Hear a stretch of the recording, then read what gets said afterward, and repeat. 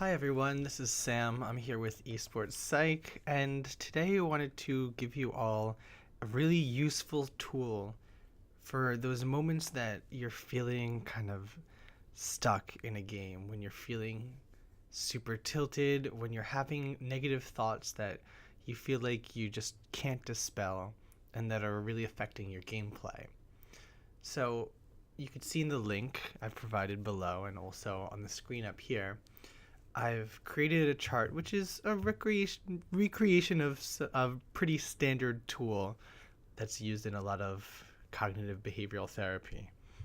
And what the tool does is it takes a situation and it gives us a way to analyze the situation in a rational way so that we can step out of an emotion driven kind of decision making scheme into a more rational, a more concrete way of thinking that could be a lot more helpful, a lot more useful, and can detail us and improve our gameplay. So, in going through the stages of this tool, it's really just from left to right, filling out the information about the situation that's happening right now. For example, we could start in the left quadrant and we could look at what is the situation. What is the situation here? So an example situation would be that all members of my team insta-locked DPS and we got rolled. Okay, pretty typical situation that you might want to figure out how to reduce your emotions around because that could be a pretty tilting situation. Then we're going to go into what physical sensations do I notice and rate the intensity of each sensation from 0 to 100. The reason that we're doing that is we're starting to foster an awareness of how our body reacts. And once we start to increase our awareness of how our body reacts when we're stressed, we start to realize when we're feeling distress earlier so we could use this tool even faster in order to reduce our emotion and increase the amount of rationality that we're using in these situations. So some examples of physical sensations that you might be able to notice are your jaw tensing up or feeling that your face is hot, having some pain in your stomach. Then we'll go into what thoughts do I notice.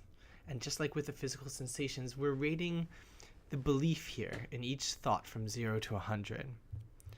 So maybe the thought here would be that this game is total luck, and I'm going to put this at 90%. Maybe we believe this 90% right after having a game where we totally got rolled. Now, there could be more than one thought, certainly, but just for brevity, I'm just going to leave it at that. Then we're going to go into what emotions do I notice. So here, for an example, I'll put down anger, and I'll rate it. I'm feeling it at an 80% intensity. If 0 is not feeling any anger, and 100 is feeling the angriest I've ever felt in my life. Frustration, I'll put that at a 75. And again, there could be far more than just two emotions. Everyone's complicated, but for the sake of brevity, I'll just put these two. So now we'll scroll down to the second page. The second page, we're going to be challenging this thought and then concluding in maybe a different direction. So in the challenging, first, I'd like you to write down what's the evidence that supports your thoughts. So now you might notice that we're not going right into trying to come up with a new thought. We really want to give both sides a chance to speak because maybe your conclusions when you're feeling emotional are accurate. We don't want to dispel that possibility. We want to really look at both sides of the issue as much as possible to come up with the most accurate response. It's not about coming up with a response that will automatically make you happy, but just landing on reality, which is often in between just emotion and just some concrete rationality. So the evidence that supports the thoughts, maybe you might write down that sometimes I get games with a bad balance of roles and unflexible players. Sometimes I get throwers. Sometimes the other team has smurfs. And what other evidence that you think it might have. Then we're going to figure out what's the evidence against your thoughts. So again, being as creative as possible, being as complete as possible when coming up with the evidence against your thoughts. So, for example, you might be writing that there are things that I can do to influence the outcome of the game, that climbing is over time, which neutralizes random chance because sometimes you'll have the throwers, sometimes they'll have the throwers, that skilled players appear to climb over time, so Pine wouldn't remain in bronze if he was placed in bronze, for example. And finally, we would go into the conclusion. So how else could I interpret this situation? And then rating the belief in each thought from 0 to 100. So maybe a new belief might be that there's some degree of luck, but over time, my individual performance can help me climb. And maybe this person would believe that 90%.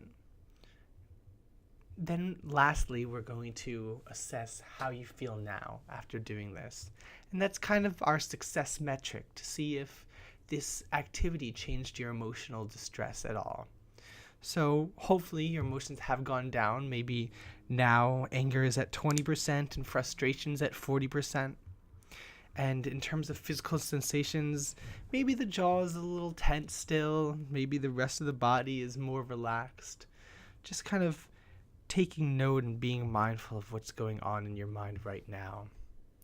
So this is an incredibly useful and standard tool that many clinicians use to help their clients kind of reduce their levels of emotional distress by challenging these cognitive mistakes that we sometimes make. And I hope that it could be useful for you at home when you're feeling stressed or tilted during a game to bring yourself back down to baseline.